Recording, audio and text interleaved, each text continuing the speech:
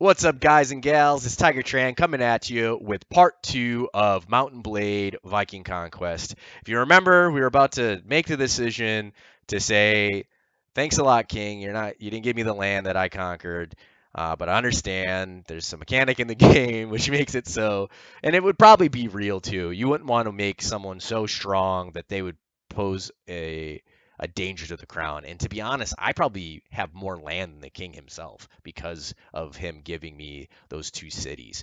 And the castle's just sugar, or cherry on top. So we're gonna accept the money here because once again, you saw I am poor from having to upgrade my army to defend from that insane attack where it was 1,000 on 500, but the way I won was just having I literally dropped 50K, which is an insane amount of money to like. And I had like I've been leveling my guys, but only leveling them up when necessary, because you don't need to have an entire army that's decked out, and really you shouldn't because they're so expensive, and it's so expensive to upgrade stuff. But I had played that battle on one of my saves, and I'd lost with I think they had like 80 guys left, and that's just heartbreaking, right? You kill 91% of their army, and then you run out of dudes. You can't hold the place anymore, and they took my castle and put me in slavery. So I just I had to reload at that point. I didn't want to lose a castle, lose all my army, lose a ton of my money, and then I don't even know what happens to my companions at that point. It probably would just cause some massive chaos. So I reloaded the save. I upgraded the crud out of my army so they were strong enough to hold that off. And now we just got done taking over this, well, looting this village, which is nice is we got some silver, which sells amazing. Walrus tusk sells amazing. Salt. Got some dried meat and a ton of bread because we are actually hungry, so are running low on food, so that's actually a big boon as well.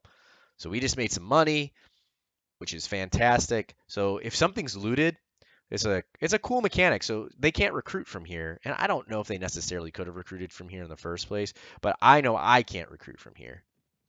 Oh, this dude's got 150. And we've got a big army here. I'll show you guys some combat. This is cool. It's super fun. My army's way bigger than this guy. This guy should be very fearful because he's gonna get whooped. I could beat him by myself. So, oh my gosh, see they're already besieging.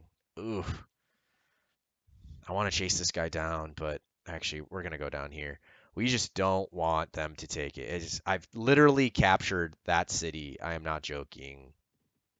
I think 3 times now, 4 times. It's brutal because every time they take it back, they automatically get a free 50 soldiers, and you have to. Well, there's two ways of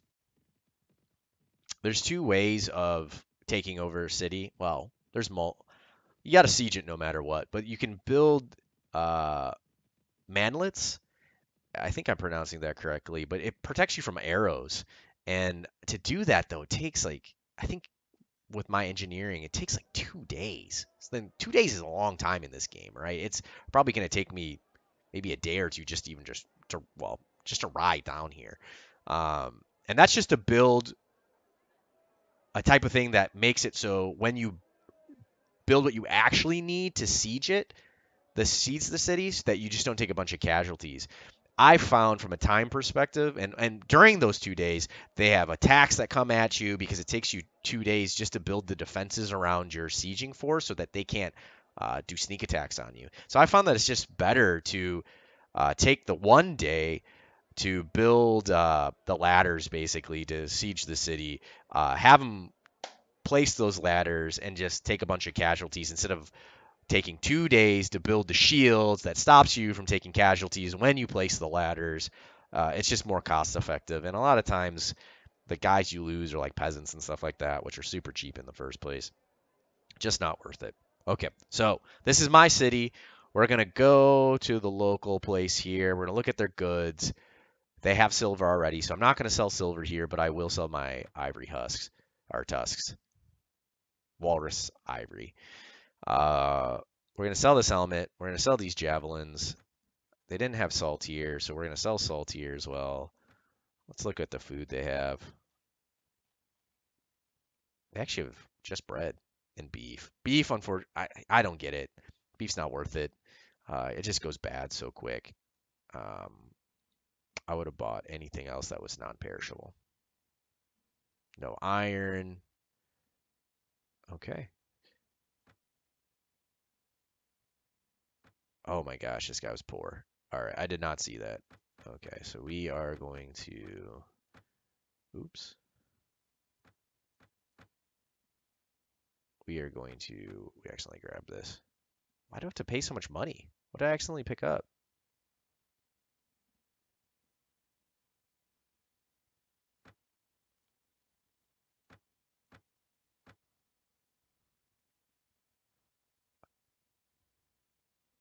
I will receive. You must pay. What am I paying for? This is my helmet. Gave you javelins.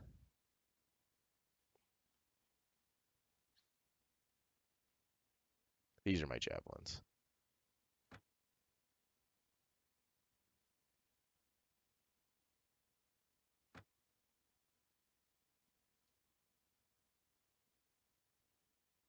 I'm so confused right now. This is actually the first time this has ever happened to me. I'm just trying to figure out what did I sell you and why am I making a bunch of cash? Because I knew I had that helmet, I knew I had that spear, I had walrus husks, I didn't sell silver, I sold him salt. All right, where's the salt at? Okay, there we go. This is somehow, did you see how it got placed way deep? That was strange. Let's go to the horse merchant. Yeah, okay. Here we go. So we're going back, selling this stuff again. Save a good chunk of money, which is great. So now I have enough to actually pay my army, which is huge. So that way they don't rage against the machine. Got one guy who wants to join the army. We're gonna go to the mead hall just to see if we can bump into someone who, another companion, which there isn't one here. So we're going to leave, and that's a castle. So we're gonna make our way down to that castle and try to help defend it. Worst case scenario, we have to re-siege it again. Thankfully, I make a bunch of. I would love to kill these Vikings actually. Only if they go south. Nope. Okay. So hopefully this guy kills them. When you kill them, you get, well, experience, money, a bunch of gear. Plus, they can attack your trade caravans. They can attack farmers. All that stuff reduces the amount of income of the cities in the local area. Oh, good. Wheat. Ooh, boar. Boar is definitely non-perishable, and it gives me morale, so I'll pick it up. That's really expensive for boar. Normally, you sell. Well, I guess you sell boar for 100, so buying it for 200. It's not insanely terrible, but it's definitely not great. I'll go down around this way.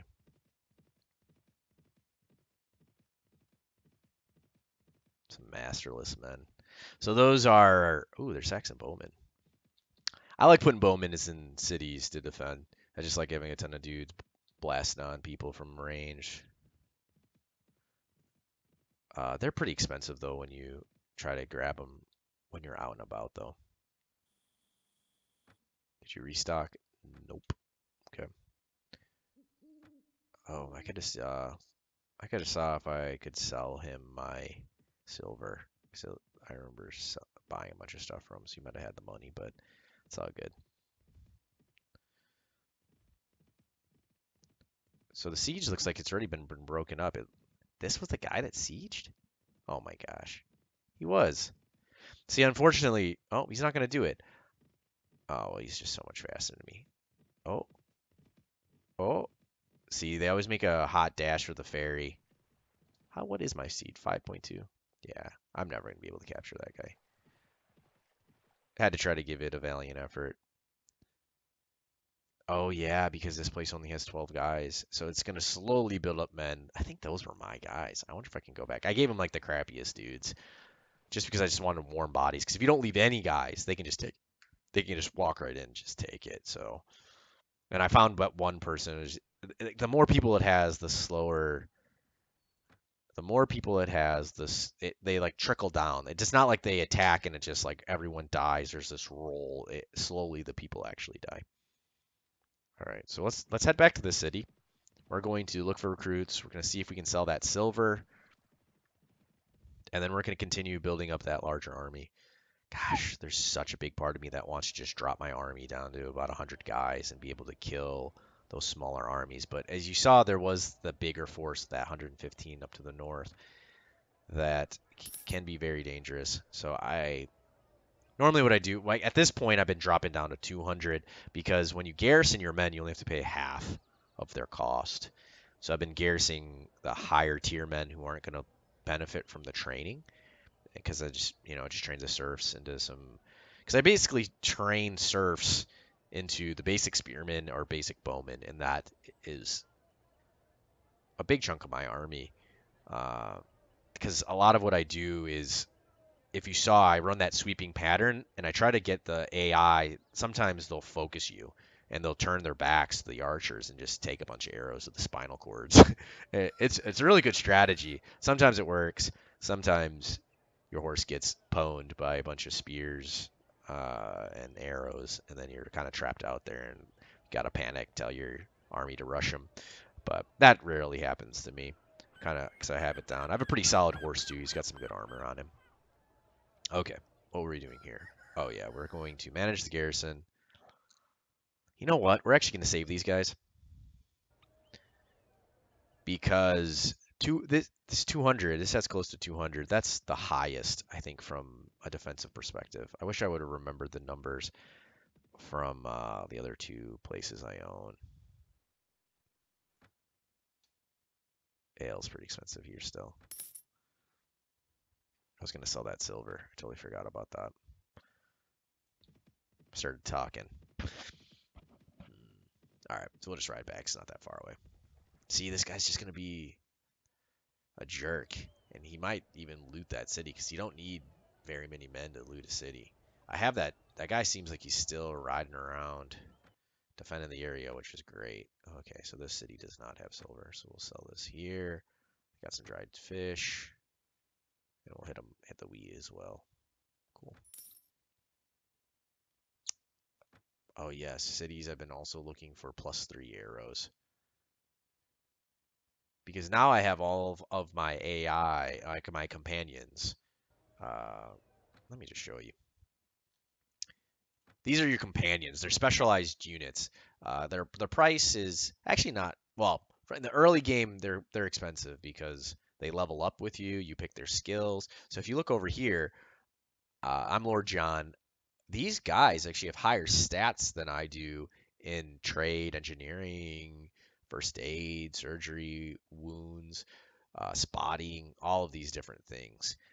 So I have pretty solid stats myself, but they're higher. So that's their jobs. I've just been dumping intellect into these guys because intellect's how you do some of these more fancy skills. So not all of them. So trade, I think is actually charisma, but engineering, intellect, first aid, intellect, surgery, intellect, wounds, intellect, spotting, pathfinding, tracking, intellect. I'm not sure about navigation, but then you see tactics. So what's cool is I have just been decking these guys out with armor, with they all have they all have a bow because if you see what group they're in, I put them as archers. I found that you don't want your companions on the front line. Well, you probably could put them on the front line, uh, at least the warriors, but you don't want to put your int-based ones because wound management, surgery, first aid, these are huge. Surgery makes it so for every point that you have in it, 5% chance that someone who would be mortally wounded are mortally wounded, killed. Someone who would die will not die. They'll just get wounded. And so there's an amount of time that it takes them just to recover, and that means you're not losing gold, means you're not losing time. It's huge. It's gigantic. So 8 points, 40%. That's incredible, right? I don't know what the chances of them dying. But you saw I very like if someone gets injured, they very rarely will die, which is really great. Uh, so because in this game you can die, you have a higher chance of dying if you're shot by an air, like basically piercing or slashing damage. things that would kill you in real life, like getting chopped by a sword. You're less likely to die or be wounded if I club you in the head with a club. So there are blunt weapons that allow you, or even throwing a stone at someone. That damage was more likely to knock somebody unconscious. And when you knock them unconscious, you can put them in slavery and you can sell them. And I mean, that's great. It's a great way to make money. Uh, so you don't want at least your intellect based people to be injured because you lose that stat then. Because if this person is injured, I lose their surgery stat. And because of that, I've been dumping points into my first aid. But if I show you my stats by hitting C,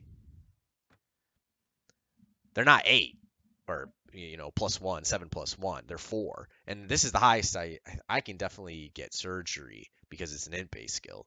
And it basically you divide your int by, if you look here, cannot go beyond 1/2. So 8 divided by 2, 4. That's why these are where they're at. And, I've been actually leveling up my first aid as well because if they ever do get injured, I want to be able to have that. But you see, my leadership, my persuasion's through the roof. My power strike, power throw, I got some basic points in it because uh, my of your backstory, but I really don't ever use throw. I do use draw. The reason these numbers are red is because I'm wearing heavy armor, and heavy armor negatively affects your ability to attack people. Uh, because I'm actually riding into combat and killing folks, I find it better armor is way better. I guess if I was playing a pure archer, but it's not viable in this game. You need to be able to sword and board or get a big axe or something and be able to fight toe to toe because a lot of that combat is actually toe to toe fighting. It's just you don't get to have a choice. Like bandits a lot of time, well, not a lot of times, but can sneak attack you. Just tons of different events and things that happen. So from there, I actually turned off weapons breaking. The reason I did it was for me, I guess it's an okay game mechanic, but for me it feels like a time dump. Like it feels like a grindy thing where it's like, oh wow, you got that cool sword. There's a probability that might break, and then you just have to go buy it again, and it's like, oh, this is kind of a waste of money and time. So I kind of thought that stat was kind of dumb. If you're playing it for like from a peer standpoint, you might do it. I mean, there's a reason they took it out of Fallout 4 because Fallout 3, your weapons could break and you'd repair stuff and stuff like that. I actually kind of like that about Fallout 3 because that made more sense that you could repair it. You're finding a ton of weapons in this game. You're not finding the Gozu weapons. You're finding like the majority of the time you're finding those pitchforks and like really crappy stuff that you're not really going to use. And the weapons are crazy expensive, like absorbently expensive. Like I'm like, who's making this weapon? Like it's like they're being made out of gold. I mean, more expensive than making them out of gold. So I turned that off. And but my guy, he's level 24. He's got the cool headband, all that good stuff. I try to make him. There's no, I mean, it's in my background. I'm German Swedish and half Vietnamese. So there's no Asian faces in this game, which makes sense. You're in Northern Europe. Not gonna be too sad about it. But I did like this dude. This is like the darkest your hair can get before it doesn't turn black. It gets like this weirdish color. Um, and but I like that cool headband that he had. All right. So we're gonna head back here and continue on our journey. Gosh, I hate the fact that this guy's just bopping around.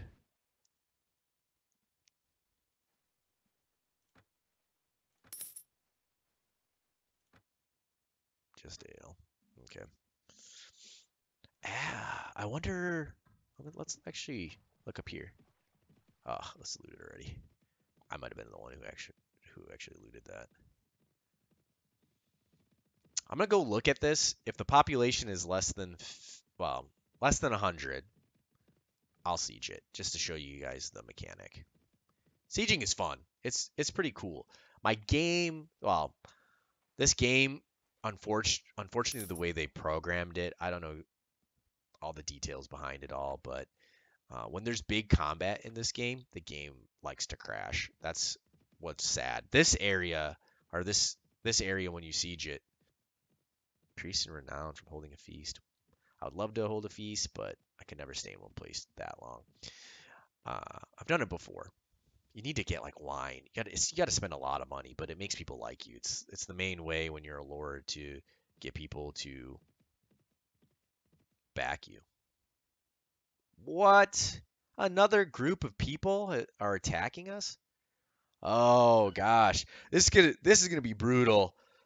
Well, it's not gonna be that bad. Thankfully, blue has been beat up pretty hard.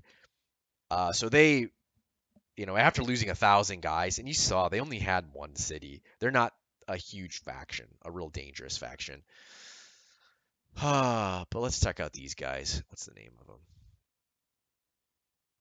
Northberg. Berg? We're gonna call them the North. Let's look at them. Where are you at? Are you close to me?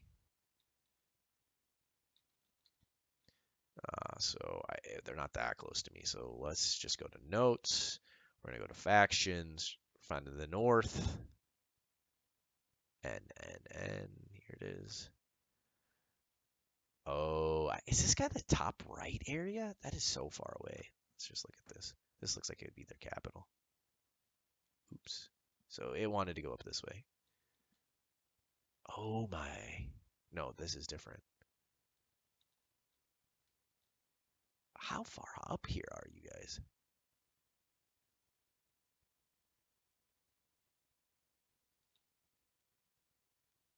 All right, we're going back into it. Finicky camera. It's because I double clicked. You can only single click. So it was going towards it, and then because I double clicked, then I moved backwards.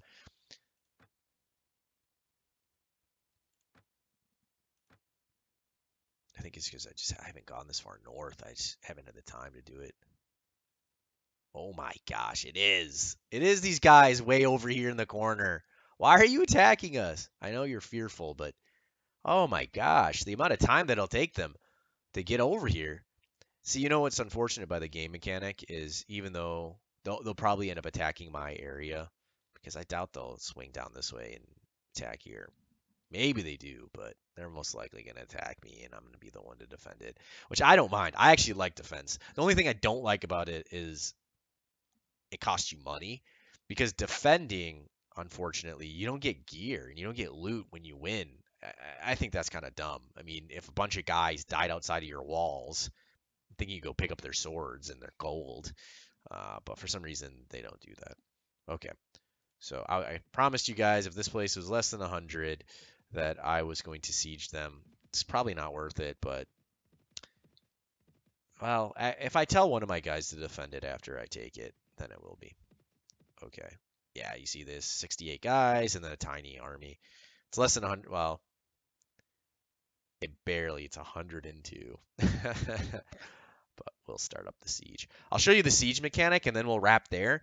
Uh, but okay, so this is what happens. You can come to the gates, you can hail them and ask them to go in. This is where you talk to the Lord. Here, I'll even just do it. Request to meet somebody. Hey, bruh. I wonder if he's the Lord of this actual place. You've attacked innocent farmers in protection, under my protection. So he's gonna try to punish me. Whatever. Okay, I can't tell him to surrender. I have a friend here, an old warrior who's very sick. Wait, is this the same guy? Yes. Unless the surgeon sees him soon, we will surely die. This man is dear to me, John, but he's also stubborn as a hog and refuses to have anyone look at his injuries because he doesn't trust the physicians here. I have heard that you are a capable surgeon. If you would let your surgeon come here, I've heard that you're a capable surgeon with you. If you would let your surgeon come here and have a look, I may be able to convince him to give you a consent in operation. I'd be deeply indebted to you. First of all, bro, your negatives, this is huge. Negatives 74.